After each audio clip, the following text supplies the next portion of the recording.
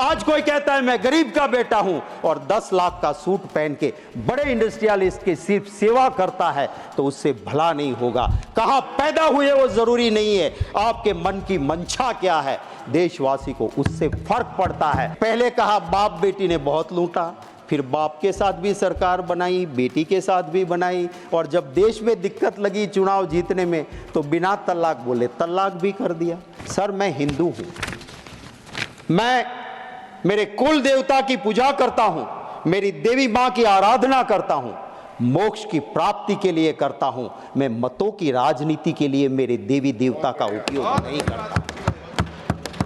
मैं हिंदू हूं, मुझे फक्र है कि मेरे मजहब में ऐसे धर्म गुरु हुआ करते थे कि राजा सत्ता पे बैठने वाले उस राजा को भी पीठ पे वो पहले दंड मारते थे कि राज सत्ता पे बैठने से पहले याद रखना कि तुम्हारे ऊपर भी धर्म सत्ता है। दुख है इस बात का, आज भी कुछ ऐसे संत हैं जिसको देखते उसके चरणों में मस्तक झुक जाती है, पर सिर्फ भगवा पहन लेने से कोई साधु संत नहीं बन सकता है। वो रावण था, ऋषि का रूप लेके सीता मैया का हरण करने गया था। उसी तरह सत्ता के हरण के लिए अगर कोई संत का ऋषि का रूप लेता है, मुझे दर्द होता है। वो मेरे मजहब को बदनाम करता है, मेरे धर्म को बदनाम करता है। ऐसे को साधु संत कहलाने का कोई अधिकार नहीं है।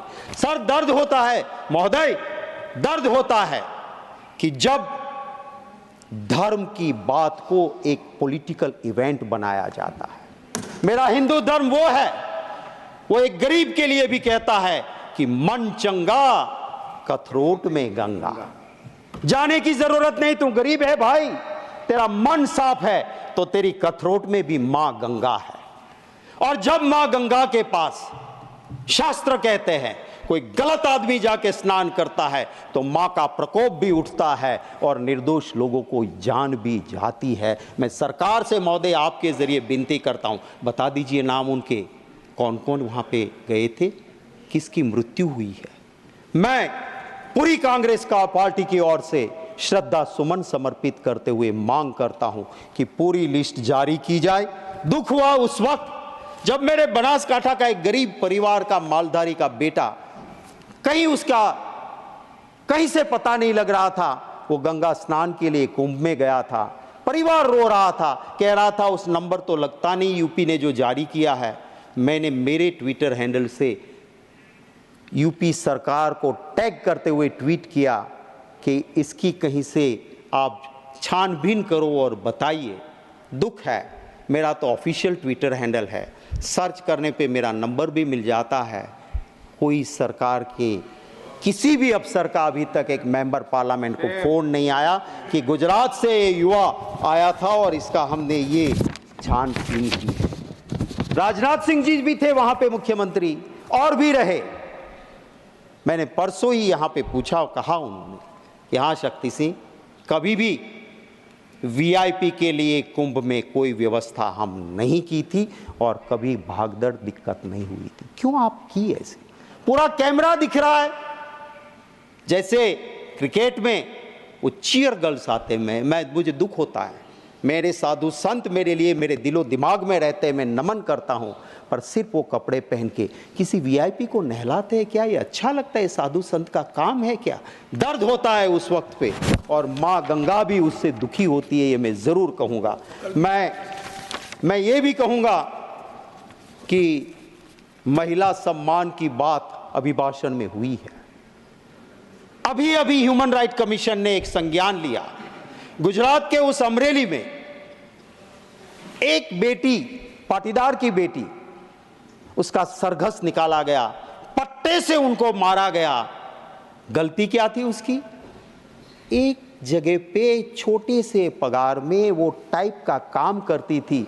भाजपा के दो बड़े नेता की लड़ाई में एक खत टाइप किया, वो खत क्यों टाइप किया करके उसका गुनाह हो गया और उसको वहां से मारा गया। और उसी भाजपा का एक गुट का एक नेता जो एमपी भी रह चुके हैं, वो कल कहता है कि मैं नार्को एनालिसिस टेस्ट के लिए तैयार हूं, अगर दूसरे भाजपा वाले ग्रुप के सामने है वो भी नार्को एनालिसिस टेस्ट करवा ले। तो ये दो, वो कहते हैं ना, हमारे वहां गुजराती में कहावत है सर, कि पाडानी लड़ाई में झाड़नो खो। इस मीन्स बड़े दो बुल जब लड़ते हैं आपस में तो निर्दोष पेड़ मारे जाते हैं। भाजपा के इन गुठों की लड़ाई में उस बेटी को प्रॉब्लम हुई। मुझे अभिभाषण में मेरी उम्मीद थी कि मेरा डायमंड पॉलिशिंग बिजनेस जो रोजी देता है, रोजगार देता है सूरत में, वो मैंने पहले आगाह किया था लैब ग्रोन डायमंड को लेके। मोदी जी जाके अमेरिका जाके वो लैब ग्रोन डायमंड दे के आए, तब से सूरत में मंदी है, लोग आत्महत्या करते हैं। उसको उगारने की कुछ तो बात होगी, नहीं हुई, उसका दुख है। वहाँ का टेक्सटाइल उद्योग सर ऑक्सीजन पे है, कोई बात अभिभाषण में नहीं हुई है। दुख होता है सर, जिसके माँ बाप ने आजादी की लड़ाई में भाग लिया, हिस्सा लिया। इस सरकार को वो हुसैन भाई पसंद नहीं है पर शेख हसीना पसंद है। इस बात को जब मैं देखता हूं तब मुझे दर्द होता है कि क्यों आप ये करते हो। हमारा संविधान कहता है विदेश नीति में भारत की सरकार कभी किसी दूसरे देश की नीति में कहीं भी चंचुपात नहीं करेगी, ये हमारी विदेश नीति कहती है। और हम क्या करते हैं, अमेरिका में चुनाव चलता है और वहां जाके कहते हैं अब की बार ट्रंप सरकार। और फिर क्या हुआ, आज 220 इंडियंस को वहां से निकाल के वापस भेजा, सबसे ज्यादा उसमें मेरे गुजराती है। जाइए, आ गई आपकी सरकार, बचा लो उसको, रख दो वहां पे। अरे मेरा हिंदू धर्म तो वो है सर कि चींटी काटती है ना हमें, उसे खाना जाके परोसो, वो मेरा हिंदू धर्म है, उसे मुझे फक्र है। मेरा हिंदू धर्म वो है, वो कहता है वसुधैव कुटुंबकम। मेरा हिंदू धर्म वो है, वो कहता है आत्मा अमर है। आज आत्मा अगर मरेगी तो किसी और के घर में पैदा होगी। और इसी वजह से पूरी दुनिया में जहां हिंदू गया, जैसे दूध में चीनी मिलती है, मिल गया। कभी दुनिया में हिंदू को कभी दिक्कत नहीं आई थी, पर जब से राजनीति के लिए हिंदू मजहब के सही अर्थ को छोड़ के नया अर्थ निकाला, जियो और मार डालो। मेरे धर्म का मतलब था जियो और जीने दो, जियो और मार दो आया। और उसके बाद जहां जहां भी बाहर हिंदू रहता है वहां दिक्कत होती है।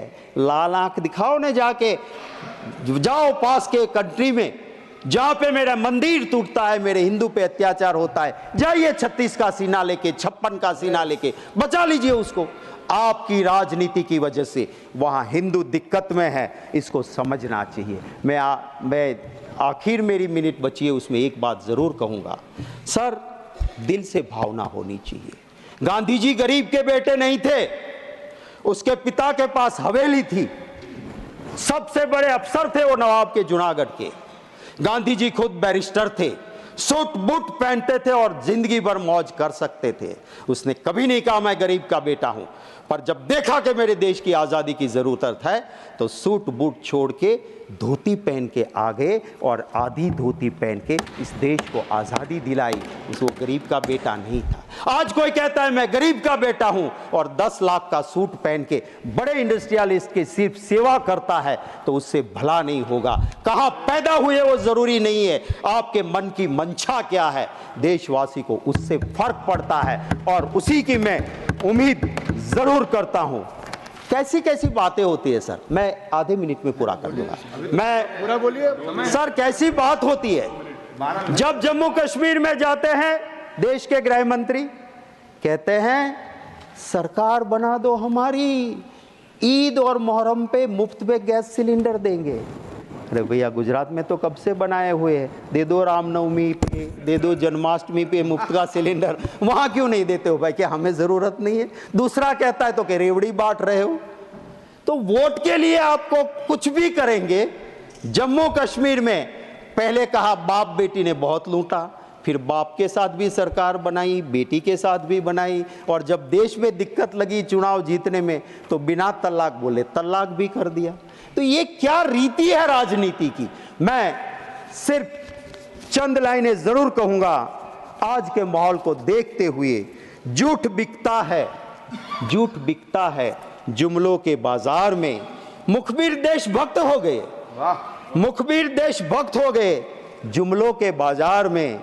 आजादी के दीवाने देशद्रोही हो गए ये जुमलों के बाजार। वाह सर, आज इस तरह से देश का माहौल चल रहा है। उस वक्त मैं सिर्फ इस अभिभाषण पे ज़रूर ये कहूँगा कि हमें चिंता करनी होगी उस युवा के रोजगार के लिए।